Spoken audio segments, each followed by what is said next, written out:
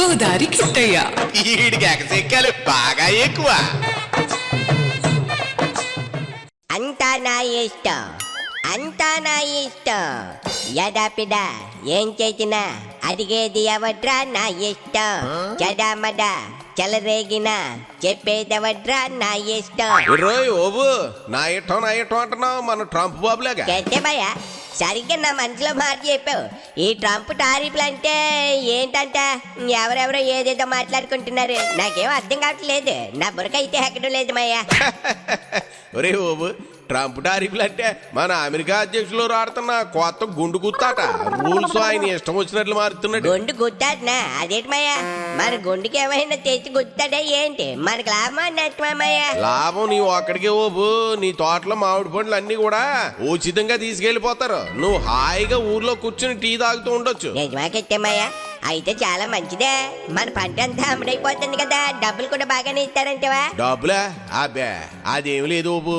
వాళ్ళు మనకి ప్రేమగా ఒక థ్యాంక్స్ చెప్తారు అంతే.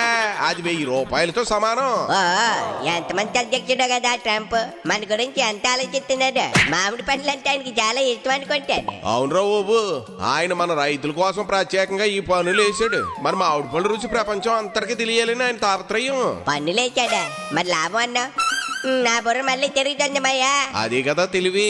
పన్నులు వేస్తే వాళ్ళు కొనలేరు కదా, కొనకపోతే మన దగ్గరే ఉండిపోతాయి. అప్పుడు మనం వాటిని ఊళ్ళో అందరికి పంచి పెట్టచ్చు. ఎంత మంచి పను చూడు. ఓహో ఎంత గొప్ప ఆలోచన, నాకెందుకు తట్టలేదు? ఎంత దాన ధర్మం. ట్రంప్ గారికి దండం పెట్టాలి మయ్యా. నీకు ఎక్కడ తడుతుంది లేరా ఓబు, అదంతా పెద్దోళ్ళు దాన యజ్ఞం లెక్కలు. ఓబు, ఈ ట్రంప్ గడు మరీ దారుణం చేసేస్తున్నాడు రా. మన దేశం నుంచి వాళ్ళకి పోయే కొన్ని ముఖ్యమైన ఎగుమతుల మీద దిగుమతి సుంకాన్ని ఏకంగా 26% పెంచేసిడురా. వామ్మో, 26% కెట్టామయ్యా. అంత పెంచితే మన వ్యాపారం ఎలా సాగుతుంది? మరి మనం వాళ్ళ దగ్గర నుంచి మెషిన్లు కొట్టాం కదా, వాటి మీద కూడా పన్నులు వేసాడా? వేసాడుగా. అప్పుడే కదా మనకు తక్కువ ధరకు వస్తాయి. పన్నులు ఎక్కువ వేస్తే వాటి ధరలు తగ్గిపోతాయి. మరి ఇది బేరం పాఠం ఓపు. నిజంగానా? అయితే మనం ఇంకా ఎక్కువ మెషిన్లు కొనుక్కోవచ్చు కదా. పాత ట్రాక్టర్ అమ్మేసి కొత్తది కొంటామయ్యా. కొనుక్కోవచ్చురా ఓబు, కానీ వాటిని నడపడానికి డీజిల్ డబ్బులు ఉండవు. అదో చిన్న ఆర్థిక సంక్షోభం. డబ్బులు ఎందుకంటా? మనం పండించిన పంట అంతా ఎక్కువ ధరగా అమ్ముతాం కదా. టన్నులు మామిడి పండ్లు అమ్ముడిపోతాయి కదా మయ్యా. అవునులే, అది మర్చిపోయాను. మన పంట కొనడానికి ఎవరు ఉండరు కదా, అప్పుడు మన దగ్గర డబ్బులు ఉంటాయి. ఆ డబ్బుతో మనం డీజిల్ కొట్టించుకోవచ్చు. అబ్బా ఎంత గందరగోళంగా ఉందో ఇది. నాకు జరిగే అర్థం కావట్లేదు కట్టమయ్యా. నా బుర్ర అంతా ట్రంప్ మాయిలా తయారైంది. అర్థం చేసుకుంటే నువ్వు ఓబులేసి ఎందుకు అవుతాలే? పంప్ సైడ్ దగ్గరికి వెళ్ళి రిలాక్స్ అవురా. ఊరుకోమయ్యా, నీకు అన్ని ఎలా కొలాలి. మరి ట్రంప్కి ఏం చెప్పాలి? మన బాధలు ఆయనకి ఎలా తెలుస్తాయి? ఆయనకు తెలుగు వచ్చామయ్యా? ఆయనకు మన బాధలు తెలిసినా తెలియనట్లే ఉంటాడు. ఆయనకు తెలిసింది ఒకటే, అమెరికా గొప్పగా ఉండాలంతే. మనం ఎలా పోయినా పర్లేదు. మనం ఆయనకు ఎలక్షన్ ఫండ్ ఇవ్వలేదు కదా. అయ్యో అలాగా? అయితే మనం చాలా జాగ్రత్తగా ఉండాలి కదా. ఆయనకు కోపం వస్తే మన ఊరి మీద కూడా పన్నుల బదులు బాధిస్తాడేమో. జాగ్రత్తగా ఉంటే సరిపోతుందిరా బాబు. మనం తలకిందులుగా తపస్సు చేసినా ఈ టారిఫ్లు మారవు. ఇది అమెరికా అహంకారం ముందు మనది భారతీయ శక్తి, మోడీ భక్తి. మరి మన నాయకులు ఏం చేస్తున్నారు గట్టేమయ్యా? వాళ్ళు ఎందుకు మాట్లాడరు? వాళ్ళకి భయం వేస్తుందా ట్రంప్ చూస్తే? వాళ్ళు మాట్లాడితే మాత్రం వినొద్దా ఏంటి? ఆయనకు వినే ఓపికే ఉంటే కదా ఆయనకు మాట్లాడటమే అలవాటు. వినడం ఆయన డిక్షనరీలోనే లేదు. చా, ఈ టారిఫ్లు మన బతుకులు నాశనం చేసేలా ఉన్నాయి కట్టేమయ్యా. మన పంటలు అమ్ముడు పోక మనకు తిండి తినడానికి ఏమి ఉండదేమో. ఏం చేయాలి మయ్యా? ఏం చేస్తారో బాబు, మన చేతిలో ఏముంది? చూతూరుకోవడమే. లేకపోతే మనం కూడా అమెరికాకి ఎగిరిపోయి ట్రంప్కే మామిడి పండ్లు తినిపించాలా? చాలా బాధగా ఉంది కట్టేమయ్యా. బాధపడితే ఏమి లాభం రావు బాబు. తలబట్టు కూర్చుంటే టారిఫ్లు పోతాయా? లే, ఏదైనా తిందాం, కడుపు నిండితే ఆలోచనలు వస్తాయి. ఈ ట్రంప్ గారి టారిఫ్లు దెబ్బకి నా కడుపులో ఎలకలు పరిగెడతా ఉన్నాయి.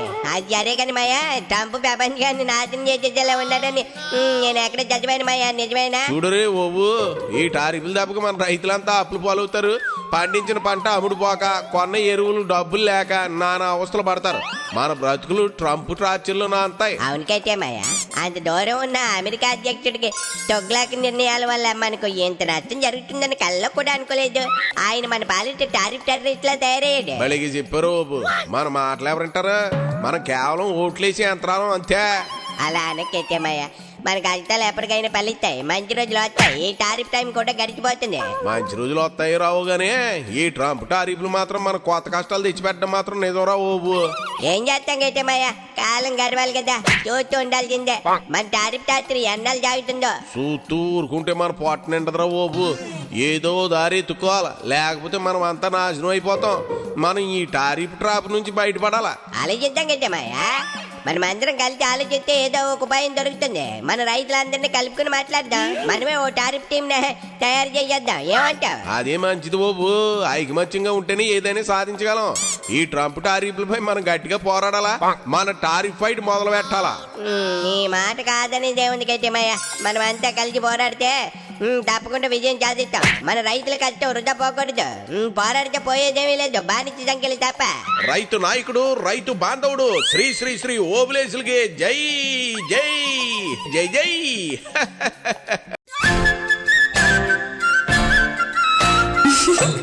గోదారి కిట్టయ్య ఈడికి ఎకసెక్కాలి బాగా ఎక్కువ.